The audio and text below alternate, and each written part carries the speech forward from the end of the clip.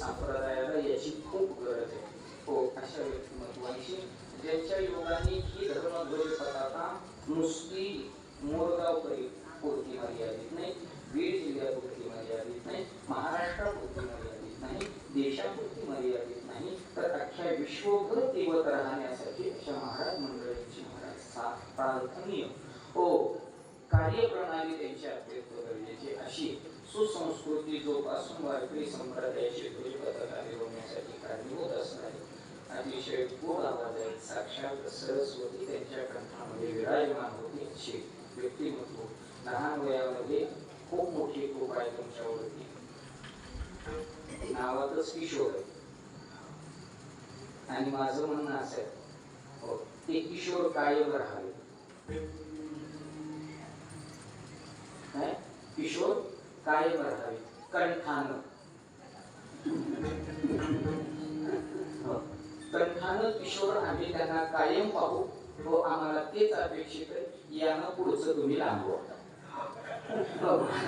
पण कंठानं किशोर असंच राहिला. माझे किशोर महाराज हे आहेत. आता त्यांच्या नावातच श्रेष्ठत्व आहे, नावाचं भगवा आहे. त्यांच्याबद्दल जास्त काही बोलायची गरज नाही. नावच श्रेष्ठ तुमचे भगवान महाराज आहेत. आमच्या बरोबर आलेले आमचे बापू जातेगावकर आहेत. त्याचप्रमाणे आमचे कृष्णा महाराज आहेत. सर्व चोपदार मंडळी आहेत. जे श्री हरिभक्तीपरायण महेश महाराज येऊळकर आहेत.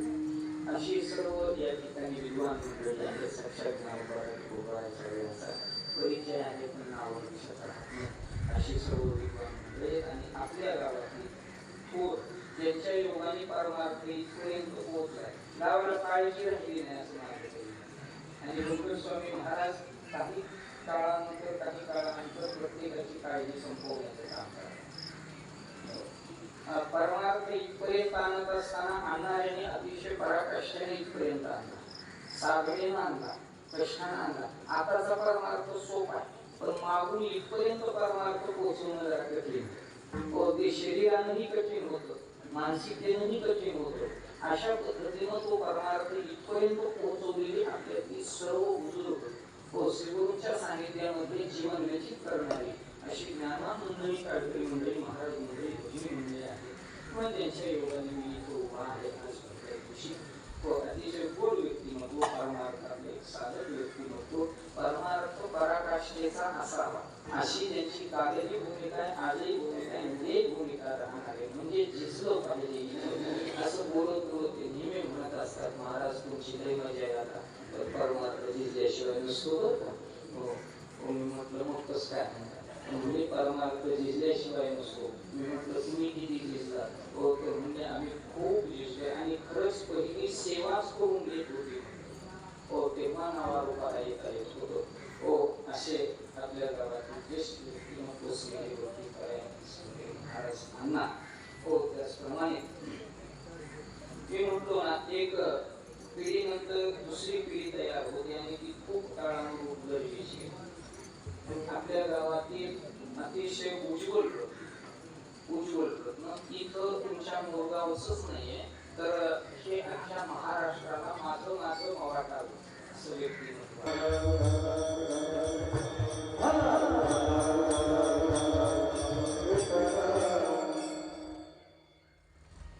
ओंकार महाराज आहेत. त्याचप्रमाणे त्यांच्यानंतर पुढे लगेच हा प्रवास अतिशय आनंदानं स्वीकारू हो. त्याच्यामध्ये साधना करण्यामध्ये हातामध्ये तयारीला आहेत आणि उत्कृष्ट असे हातामध्ये त्यांच्या हे जादू श्री हरिभक्तीपरायण मृदंग सम्राट अशोक महाराज हे आहेत हो. अशी विद्वान मंडळी आपल्या गावाला लाभली आहे. काय असतं माहितीये ना, गावाचं नाव हो हे सर्वांमुळे जरी नसतं तरी कोणीतरी एखादं रत्न तिथं उत्पन्न होतो. त्याच्यानं गावाच्या नावाचा उज्ज्वलपणा निर्माण होतो, उज्ज्वलता त्याला लाभते. अशी ही विद्वान मंडळी आपल्या गावाला लाभली आणि म्हणून अशा ओंकार महाराजांसाठी हो अशोक महाराज तरुणाईच्या परमार्थाची अत्यंत गरज. बाकी आता माझं झालं तर देव महाराज आपलं काही होणार नाही, आपलं काही पुढे जाऊन पडलेली यांच्यासाठी मात्र हा काय आहे उत्कर्ष. कारण यांच्याकडे पाहून पुढची पिढी काय करणार आहे हा मार्गस्थ होणार आहे. यांच्याकडे पाहून पुढची पिढी मार्गस्थ होऊन त्यांच्याकडे पाहून त्याच्या पुढची पिढी मार्गस्थ होणार आहे. असा जो मार्गक्रम आहे हा यालाच म्हणतात माझ्या वडिलाची मिराशी का देवा.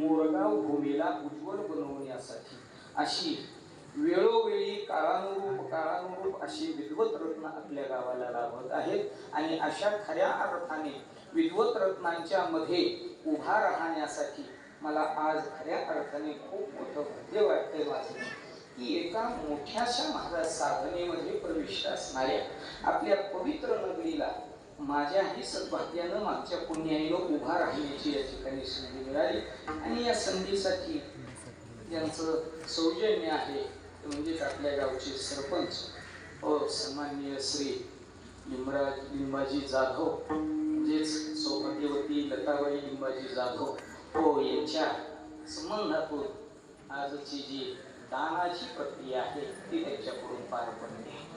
अशा या सर्व मंडळींच्या चरणारविंद एक वेळेस नतमस्तक होतो आणि श्री गुरु पंकज स्वामींच्या सेवेकडे वळतो. विठ्ठल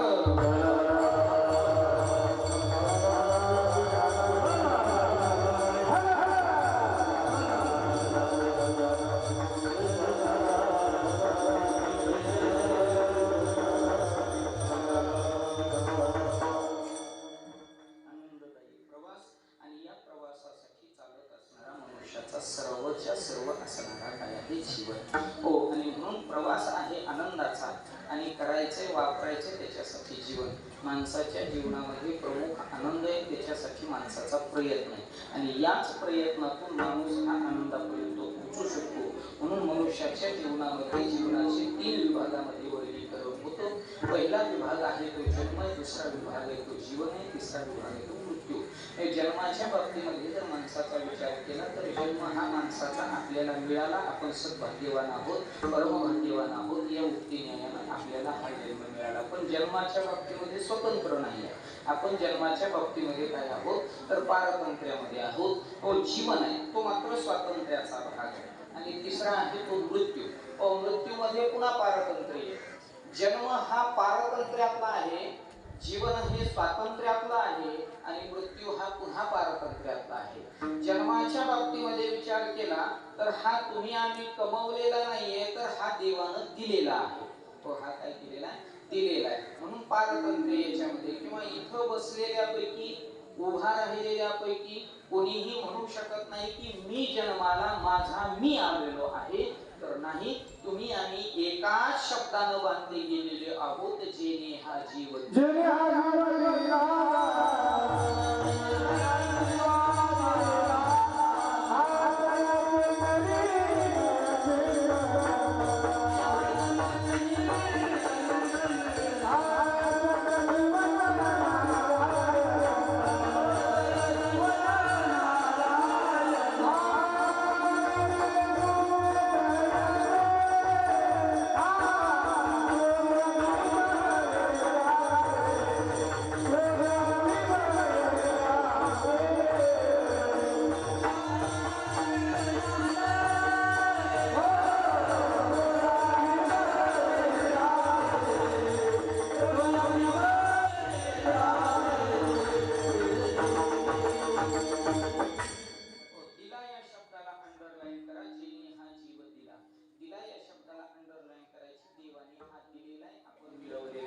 जन्म माझा मी जन्माला आलो नाही, म्हणजेच पारतंत्र्य जन्माच्या बाबतीमध्ये.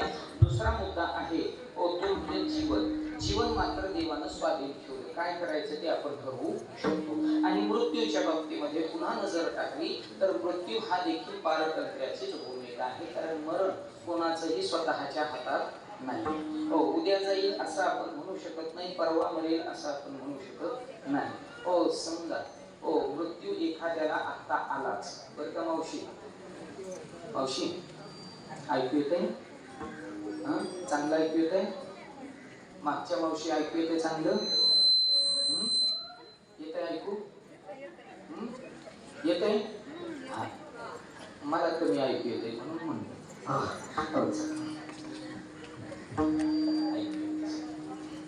उत्कृष्ट संशिष्टी सई सौंद मोरगाव, छान आवाज कुणाचा?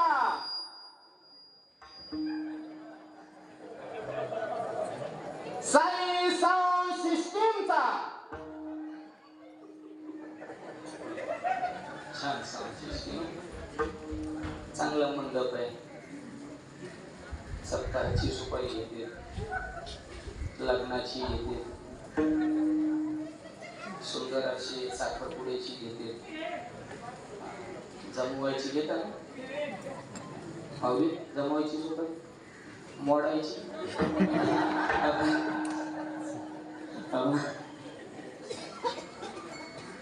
उत्कृष्ट सांग वाचन एवढी ऍडव्हर्टाइजमेंटची जाताना पैसे देऊन जावा फुकट करू.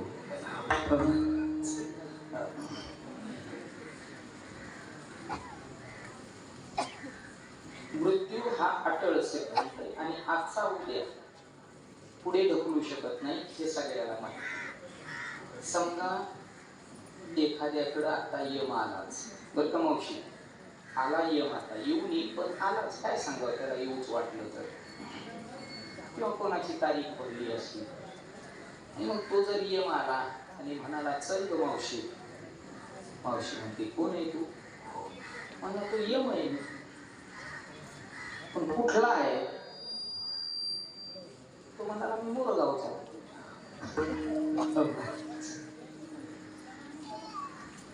तो जर चल म्हणाला, मावशी म्हणे कशाला उगाच पहिल्या दिवशी नाट लावतो, आज तर कुठं सत्ता उभारला. हो, पहिल्याच दिवशी मेले तर सत्याला अडवू, मग सत्याला अडवू आणण्यापेक्षा असं कर, तू 4-8 दिवस राहा, कांद्याची पंगत झाली की दोघही जाऊ. तो म्हणला मी 8 दिवस इथं काय करू? येण्याचा पहारा घे, पहारेकरी कमी येत आमचे. घडेल असं नाही, अरे येईल आमचं. समजा माझ्याकडेच आला आता येऊ, येवा नको बरं आहे गेलेलाच. यम आला माझ्याकडे ओंकार महाराज, मला म्हणला धर्मराज चला तर तयारी करा, निघायचं. मी म्हणणार काय कमाल आहे तुझी, उगच्या उग तासासाठी घोटाळा करायला. म्हणलं का 11 वाजता पाकिट आणि मी दोघं बी येतो. थांबल कधी होय चौथा, कसं वाटतंय तुम्हाला? नाही म्हणजे ती थांबत अजिबात, कालही नाही, आजही नाही, उद्याही नाही. तो म्हणजेच मृत्यूच्या बाबतीमध्ये आपण काय आहोत? पारतंत्र्यात. हो, जन्म पारतंत्र्यातला, मृत्यू पारतंत्र्यातला. पण एक गोष्ट लक्षात ठेवा, जीवन मात्र माणसाचं स्वातंत्र्य आहे. जीवन हे मात्र माणसाच्या स्वातंत्र्यातलं आहे. जीवन जगताना त्याला आडवं कुणी येत नाही आणि जीवन जगताना देव कधी प्रतिबंध करत नाही. हो, तुला जसं जगायचंय तसं जग, देवाने स्वातंत्र्य दिले. हो, म्हणून कीर्तनाला चालला तरी काही देवाला अडवून धरणार नाही तिकडं, आणि जीवनांचिकरणाला चालला तरी काही पैसे खर्च नको म्हणला नाही देव. सप्ताह करायचा म्हटला तरी देवाने अडवलं नाही, आणि पाठली आणायची म्हटलं तरी देवाने अडवलं. म्हणजे याचा अर्थ असा होतो, देव कार्य कोणतंही करा देव प्रतिबंध करत नाही. घरची भाकरी खाऊ वाटली नाही, मग हायवेच्या कडेला तंदूर खायला गेला, देवाने अडवलं. घरचं पाणी पिऊ वाटलं नाही, म्हणून तिकडचं मिसळून प्यायला गेला, देवाने अडवलं. मग देव प्रतिबंध करतोय का चांगल्याला अथवा वाईटाला? अजिबात. त्याने स्वतंत्र दिलं आणि देवाचा हाच मोठा उपकार आहे. जरी त्याने जन्म त्याच्या हातात ठेवला असला, मृत्यू त्याच्या हातात ठेवला असला, तरी जीवन आपल्या हातात दिलंय, हाच देवाचा सगळ्यात मोठेपणाचं लक्षण आहे महाराज. म्हणून जीवन जगताना आपण स्वतंत्र आहे. मग हे जीवन जगावं कसं हे कळणं गरजेचं आहे.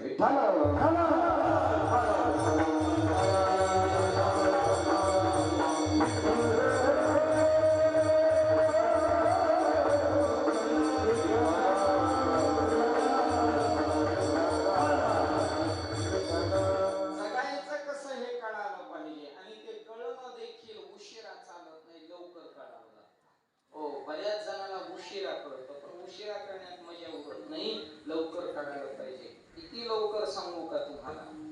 जोपर्यंत मस्त शरीर आहे ना, जोपर्यंत मस्तीत राहायचं शरीर आहे ना, तोपर्यंतच काढायला पाहिजे.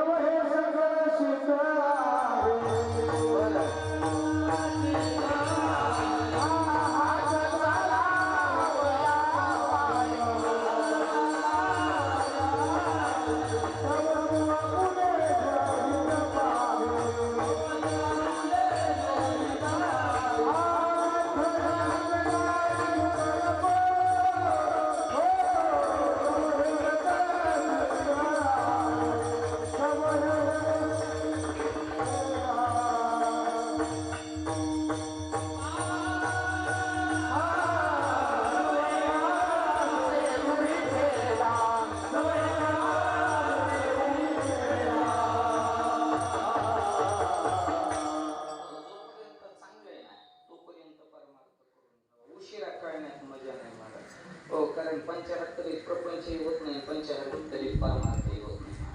75 प्रपंच करायला गेला तरी 75 सगळं फुकट लागतंय सरपंच.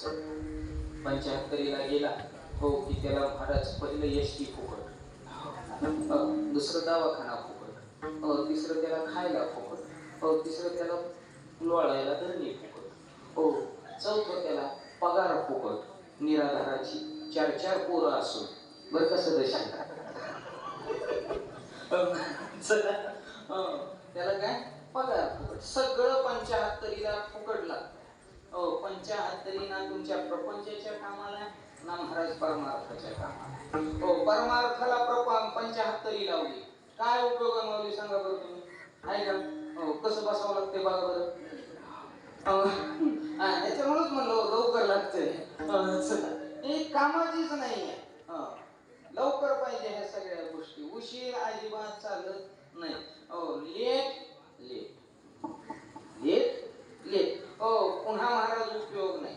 आणि काही काही लेट झाल्यावर इकडे यायचा प्रयत्न करते, इंग्रजीतला कुणी लेट. चला, म्हणून लेट नाही. माणसाने लवकर इकडं आलं पाहिजे, लवकर कळालं पाहिजे माणसाला. कळालं तर माणसाचं जीवन उज्ज्वल आहे, अन्यथा उशीर लावला तर मग मात्र उपयोग नाही. म्हणून किती लवकर परमार्थ असावा.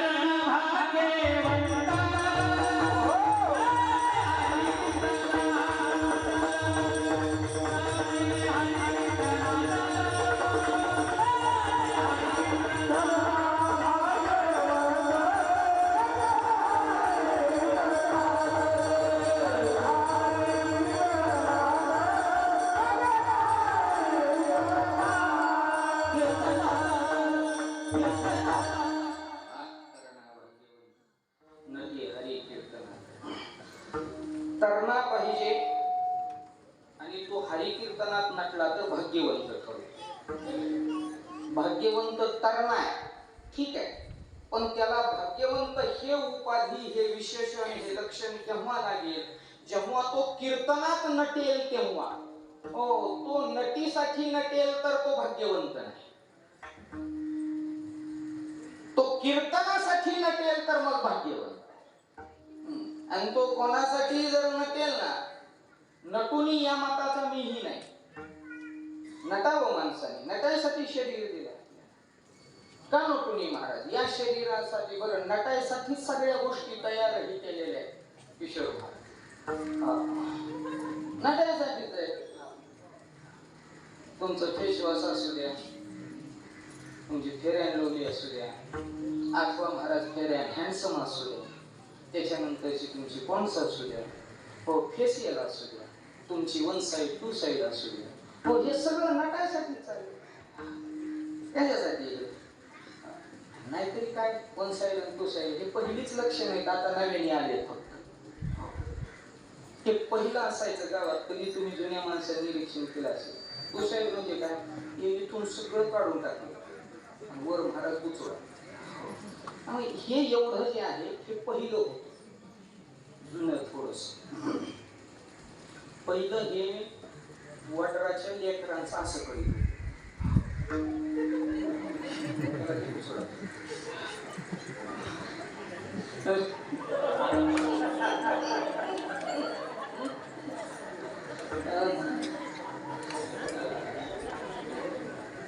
अगदी का करीत होते माहिती का?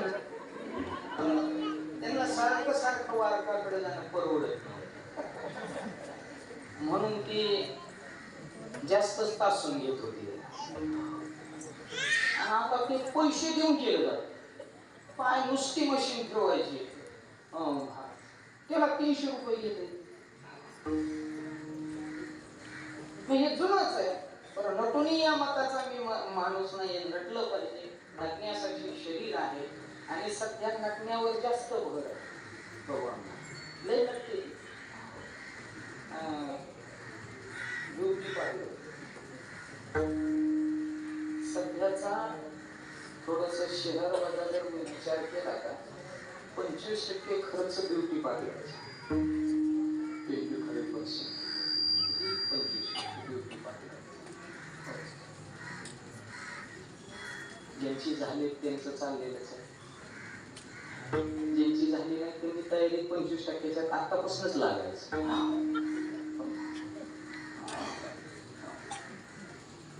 म्हटलं पाहिजे आणि ब्युटी पार्लर सध्या फॅशन ती चल म्हणले की हे बी लगेच निघतं. चल मला हे ब्युटी पार्लर निघालाच नंदीबाईच. तिला पार्लर मध्ये सोडतं वॉचमन म्हणून दारात उभा राहिली. तासाने ती बाहेर आली आणि ओंकार महाराजाचा हातात हात घातला. चला. ती म्हणाला कोण आहे तू? बाई कुठे आहे तुमची? नाही नाही म्हणलं माझी असली नाही.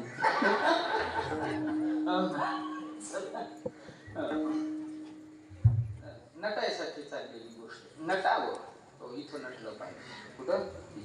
हो महाराज कुठं? तरणा भाग्यवंत नटे हरी कीर्तनात. मग काय नटावं, कसं नटावं? असे शुभ्र कपडे असावे, कपाळाला महाराज गंध असावा, छानपैकी महाराज कपाळावरती चंद्र असावा, ऊर्ध्व पुंड्र भाड, कंठी शोभे माळ, गोपी चंदन उटी, तुळशीच्या माळा, हार मिळविती गळाले. असं महाराज नटावं. असा कपाळाला छानसा चंदन लावावं. हो चंदन इथं जर लावला तर चंदनाचा गुणधर्म तर तुम्हाला सगळ्यांना माहिती आहे. तो थंड असतो. तापही चंदन निगोवितो पुडी. तो शरीराची उष्णता खेचून घेतो, त्या नाम चंदन. मग हा जर चंदन या भूमध्यामध्ये जर लावला तर काय होतं माहिती की या भूमध्यामध्ये चंदन लावल्या कारणाने तो अख्ख्या डोक्याची उष्णता, मस्तिष्काची उष्णता खेचून घेतो. हो तुम्ही म्हणाल डोकी इतकी गरम आहे का? डोकी सध्याची लई गरम आहे. हो काही स्वादी गरम नाही येत आत्ताची. हो खूप गरम आहेत. मग अशा गरम डोक्यांना इथं चंदन लावणं गरजेचं. मग ते डोक्याची उष्णता खेचून घेतं. पहिला मंडळी लहानपणापासून बाळांना, तुमच्या मुलांना सुद्धा चंदन लावायला शिकवा. हो इथं जर चंदन लावला तर पोरही काही बारके साध्या डोक्याची गार डोक्याची येत म्हणतात. लय गरम आहे डोके. ह्यांना बोलायचीच पंचायत झाली. हो यांना काही बोलायला जावं, चाललो निघून, घेतो दोरी, येतो औषध. अशी अवस्था झाली आहे लेकरांची. आई बापाला पंचायत पडली लेकरं सांभाळायची कशी. हो शुल्लक गोष्टीसाठी पोरग घर सोडायला तयार. चिल्लर गोष्टीसाठी. हो आणि म्हणून चंदन लावायला शिकवा या बाळांना. इथं जर कपाळाला त्याच्या चंदन लावला ना, खोटं सांगत नाही, त्याच्या डोक्याची सगळी उष्णता खेचून जाईल. म्हणून तुमची जिम्मेदारी महिला मंडळी, तुम्हाला आजपासून काम सांगतो, रोज सकाळी त्याला कपाळाला चंदन लावा. हो, म्हणजे मोठ्यापणी ते दुनियाला लावते.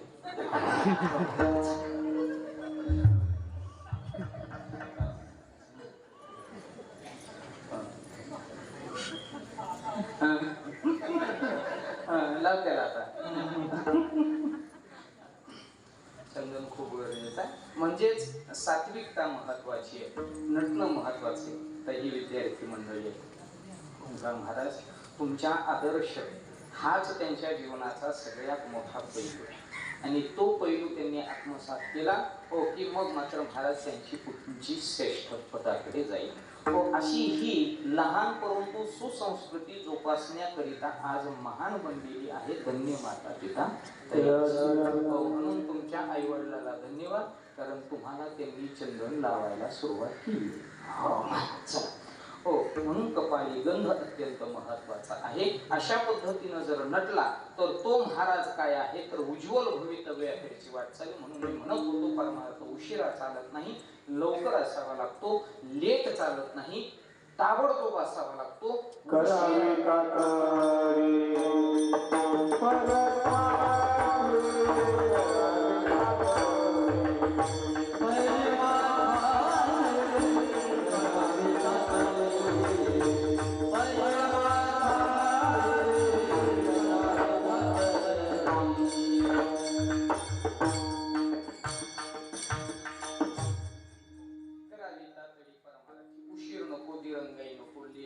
किती लवकर पाहिजे सांगू तुम्हाला परमार्थ, उशिरा नाही, लवकर. किती लवकर हो तर तुम्ही निरीक्षण करा. 2 नावं सांगतो तुम्हाला लवकराची, किती लवकर गोष्टी असाव्या लागतात. हो चला महाराज तुम्हाला नाव सांगतो लवकराचं. विश्वमौली ज्ञानोबाराय वयाच्या 16व्या वर्षी ज्ञानेश्वरी हा ग्रंथ साकार केला. विश्वमौली ज्ञानोबाराय वयाच्या 16व्या वर्षी ज्ञानेश्वरी सारखा ग्रंथ तयार करतात. मग म्हणजे ग्रंथ 16व्या वर्षी तयार केला, याच्यात काय नाविन्य आहे हो तर 16व्या वर्षी असा ग्रंथ तयार केला की अख्ख्या विश्वाचं कल्याण त्याच्यामध्ये सामावलं गेलं. असा हा ग्रंथ ज्ञानेश्वरी ज्ञानोबारायांनी 16व्या वर्षी तयार केला. एकट्याचं कल्याण नाही, अख्ख्या विश्वाचं कल्याण इच्छिणारी काय आहे तर ज्ञानेश्वरी आहे. म्हणून असा महान ग्रंथ, किती श्रेष्ठ ग्रंथ, किती श्रेष्ठ ग्रंथ. महाराज म्हणतात ज्ञान होय मूढा अति मूर्ख ज्ञान, याच्यापेक्षा जास्त काही सांगायची गरज नाही. ओ अज्ञानाला सज्ञानी बनवण्याची किमया ज्ञानेश्वरी जर करत असेल आणि ती ज्ञानेश्वरी ज्ञानोबाराय जर 16व्या वर्षी लिहित असतील तर मग वय लक्षात घ्या कितव्या वर्षी परमार्थ पूर्ण झाला पाहिजे. हो, म्हणून उशीर नाही, लवकर पाहिजे. 16व्या वर्षी ज्ञानेश्वरी सारखा ग्रंथ. काय केलं ज्ञानेश्वरीनं? मराठीचा स्वाभिमान वाढवला. काय केलं ज्ञानेश्वरीनं? मराठीचा स्वाभिमान वाढवला ज्ञानेश्वरीनं. माझा मराठाची बोल कौतुके परी अमृताते ही पैजा जिंके. ओ या मराठीच्या स्वाभिमानाबद्दल आता कोणीही कितीही बोलेल, पण 750 वर्षापूर्वी माझा मौली ज्ञानोबाराय सांगून गेला, ये मराठीची ये नगरी ब्रह्मविद्येचा सुकाळू करी. माझी मराठी सामान्य समजू नका, माझी मराठी ब्रह्मविद्येचा सुकाळ करणारी मराठी आहे. अशी मराठी ज्ञानेश्वरीच्या माध्यमातून आम्हाला गौरविण्यात आली. आणि म्हणून ज्ञानेश्वरी सारखा ग्रंथ अख्ख्या जगाला महाराज डोक्यावर घेऊन नाचायला लावतोय. म्हणून सांगू, ज्यांनी मराठी बुडवायचा प्रयत्न केला तेच इंग्रज आळंदीत येऊन मराठी शिकतायत, ज्ञानेश्वरी वाचतायत. हे महत्व आहे ज्ञानेश्वरीचं. आणि ही ज्ञानेश्वरी 16व्या वर्षी तयार झालेली आहे. म्हणून ज्ञानेश्वरी हा ग्रंथ प्रत्येकाच्या घरात असला पाहिजे. हात वर करा कोणाकोणाच्या घरी ज्ञानेश्वरी नाही.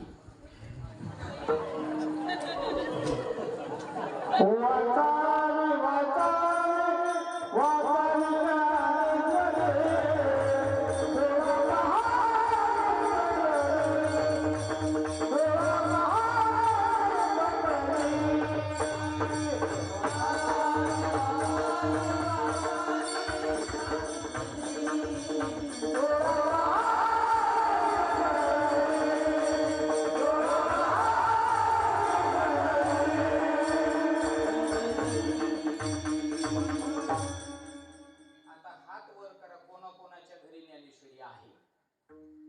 करा हात. दोन असल्या तर दोन्ही हात वर. तरी सुद्धा कमीच आहे का?